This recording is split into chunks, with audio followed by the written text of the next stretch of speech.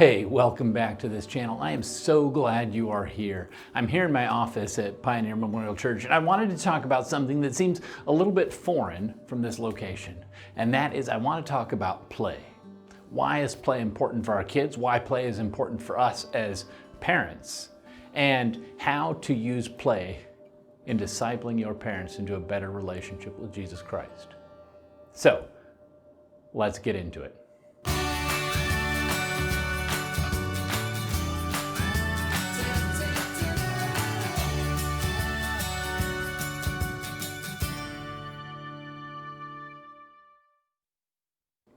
If you're new to this channel, I invite you to click subscribe. Be a part of this channel because the fact that you're watching this video means that you are probably interested in how you can better disciple your children into a saving relationship with Jesus Christ. So, thank you for joining us. And remember, when you click that bell notification, it lets you know as soon as a video is out and you can be one of the first to watch it.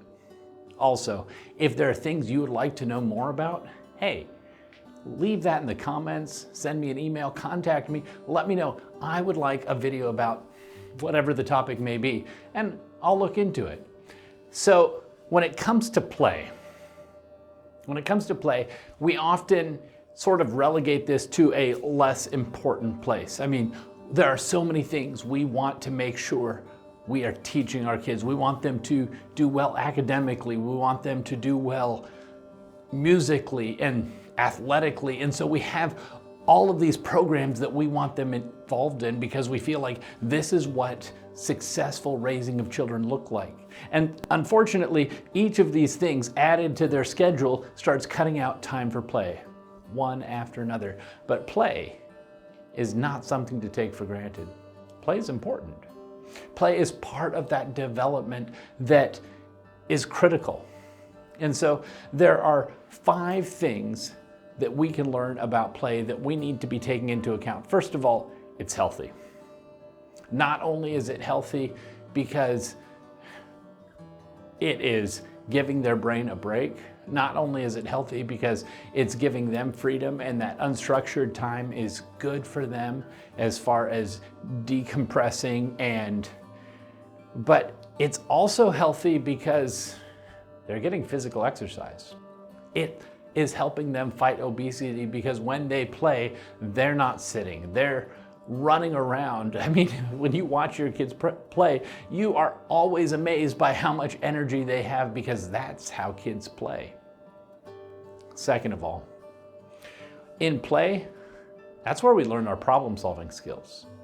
Because as you are imagining things, as you are experimenting and figuring things out, you're learning how to work around the limitations that you have. You're learning problem solving, and your kids learn that through play. The other thing they learn, and this is number 3, is conflict resolution.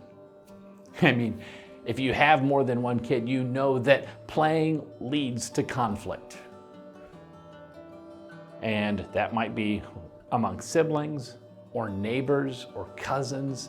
If you have more than one child playing, there will be conflict. But with that conflict also comes figuring out how do we disagree healthily? And how do we get past that? And so it is through play that they learn conflict resolution. It's where they learn how to share. It's where they learn how to let other people's opinions matter more. Play is also where we put the things we've learned into practice. I mean, whether it be vocab or math skills, whether it be science or geography, no matter what it is the kids are learning, that's actually put into practice during play. And you see that. I mean, if it's math skills, maybe they're running a restaurant or a grocery store and they're charging for things and they're doing math, and you see that happening.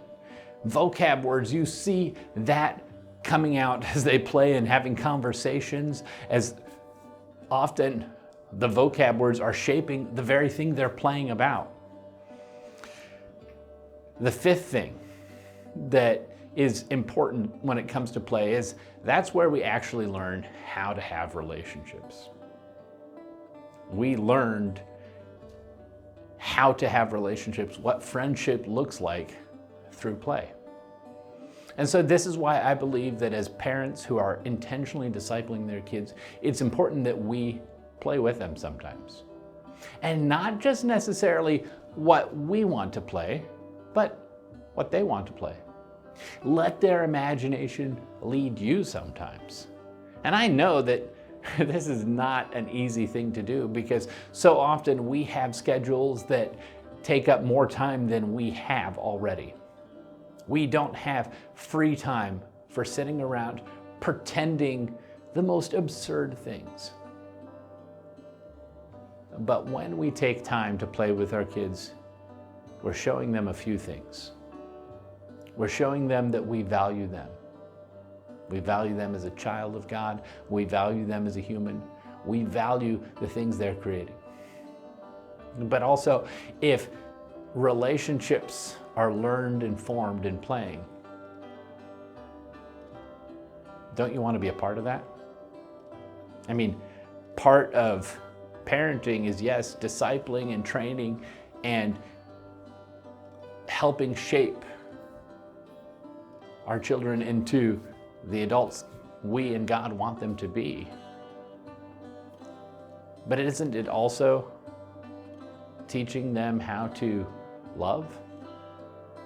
And at the end of the day, have we been successful as parents if we don't still have a relationship with our kids? You think back to your childhood and your fondest memories with your parents. How many of you is that memory linked to playing? Those are the things we hold on to. Those are the gems. Those are the sweet moments. So if you want those for your child, let's start creating them now. And here's the crazy thing. Those are created outside of the schedule, outside of the structure. They're created in laughs, in tickles, in chasing and hiding. They're created in imagination. They're created in those unscripted, unplanned playing times. I imagine when Jesus said to the children, "Come unto me," he was inviting himself into an unscripted, unscheduled, unplanned playing time. Because that's where children find love.